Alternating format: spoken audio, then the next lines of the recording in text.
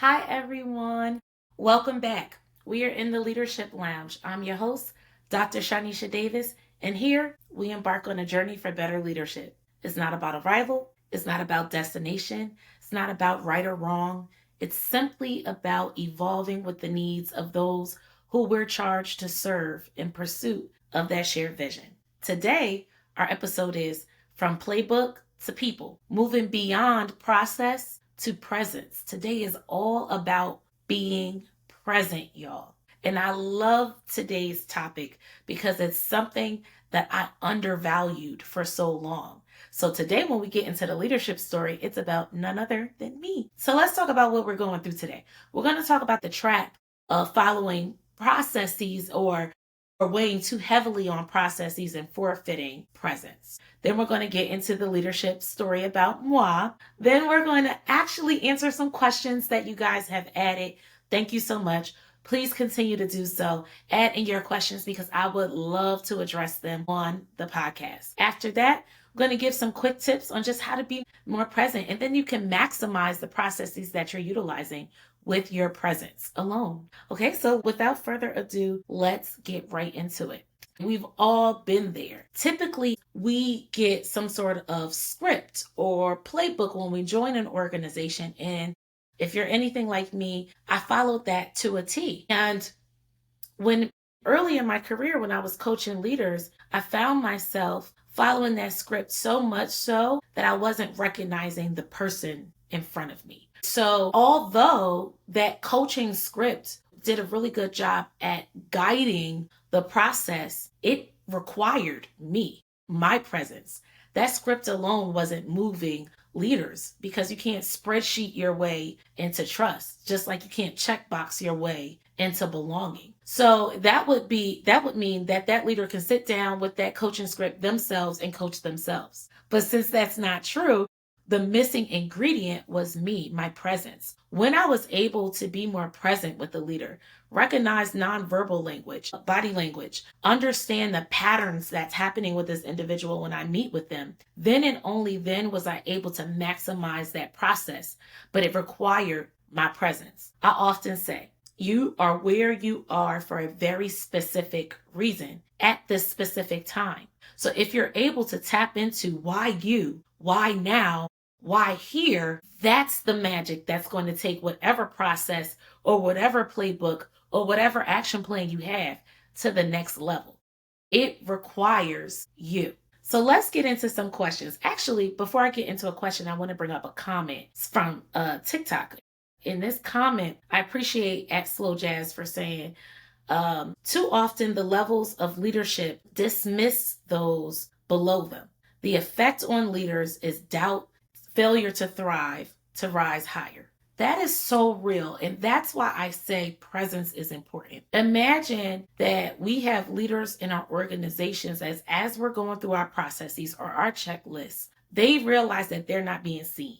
They're not being heard. And then they're feeling devalued. So processes don't move people. People move people.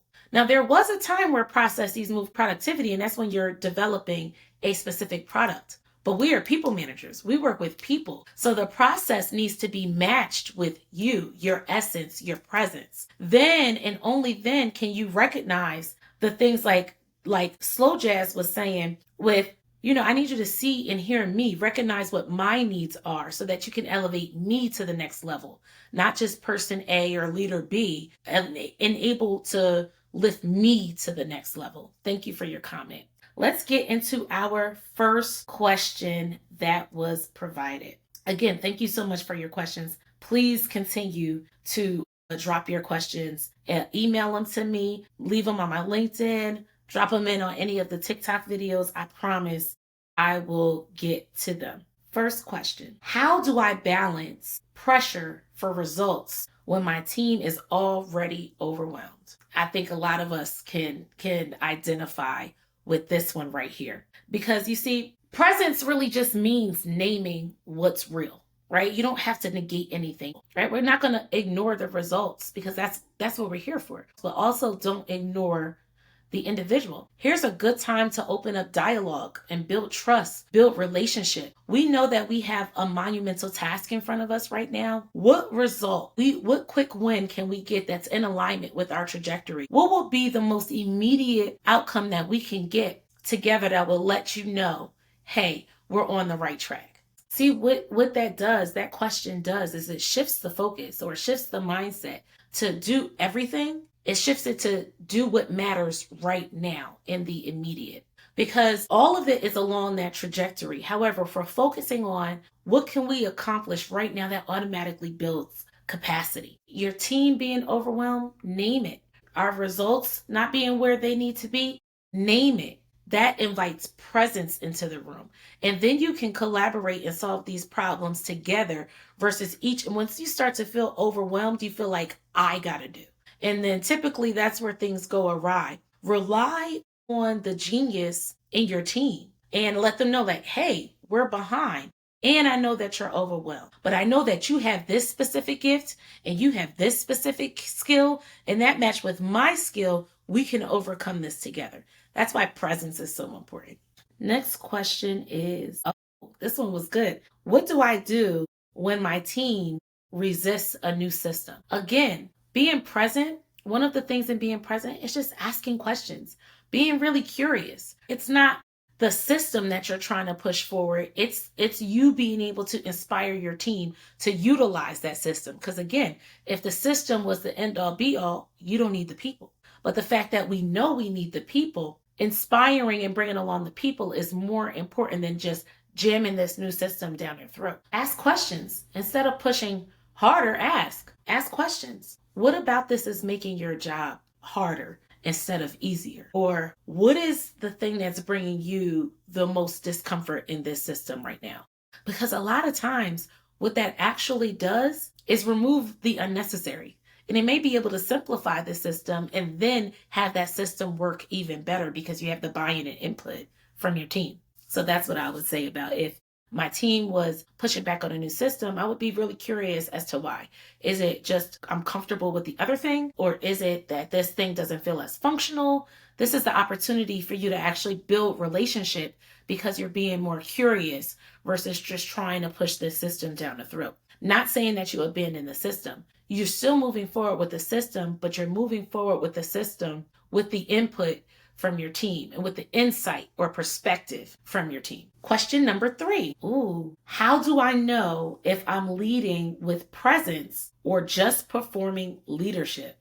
That's good. I would say for this one, read the room. Take a step. 60-second pause. Read the room. Read your people. Look at the work. Is it compliance based or are people offering new ideas? If everyone is just following status quo and there's really no disruption, nothing's getting significantly better, nothing's being challenged, I would say that may be an indicator that leadership at that moment is being more performance based than it is you having presence. Because presence allows you to pick up on the things that you don't necessarily pick up on when you're just going through the motions. And that's where the magic starts to happen. And you would be surprised that 60-second pause could save you hours of rework. So I would definitely say pause, reflect, ask questions, take a look around, and see if you're in heavy compliance mode, then you're probably not pushing any boundaries, right? You're not breaking any records. That will let you know if you were more in performance mode, going with the flow, or if you are present, really being able to identify, see the individuals that you're with, therefore be able to push them to new levels. All in all, for that segment, I like to just tie that up in a bow and say the tension starts to happen because there's so much on our plate. We always have competing priorities. And I'm not saying that that's not true. And again, I'm not saying abandon the system or abandon the process. It's never that. I'm asking us to seek some balance. What is it about you in that moment that only you can bring?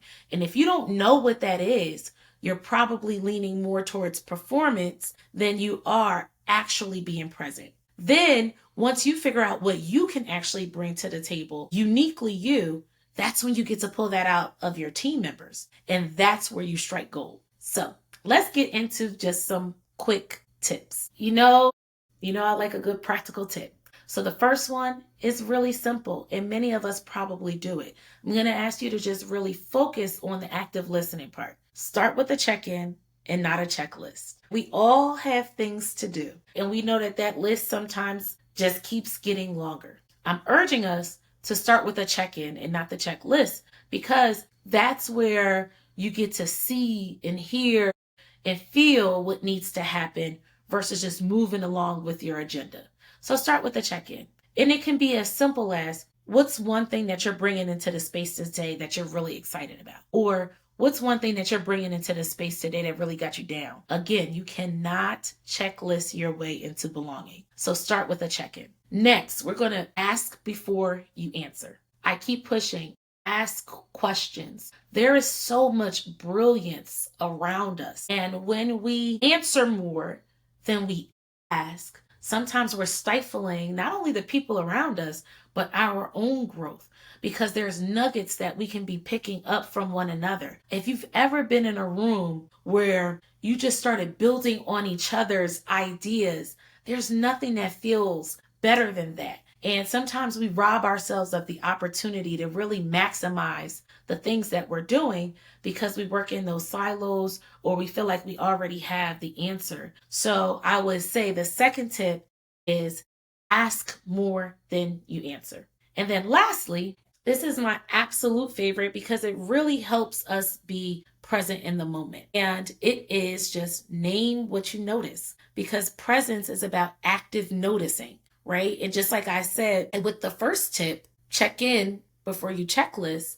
right? And it's about active listening. Presence is about being active in the moment, not in 1,000 moments at one time, being active in the moment. And when you're present, you'll get to notice some things that you may not normally notice. Naming it lets your team know that you also notice. This may be uncomfortable at first. I got to be honest. This may be uncomfortable if you're not accustomed to doing it. Or if you've been avoiding some tough conversations, naming what you notice may be uncomfortable at first, but I urge you to stick with it, because this is where you're modeling presence. I notice that when you come in the afternoon, right, you are less engaged than you are in the morning. Because then that means maybe we should move our meetings to the morning and leave the afternoon for work time. It's really about being present in the moment and being able to notice and pick up on patterns so that you can build better with your team.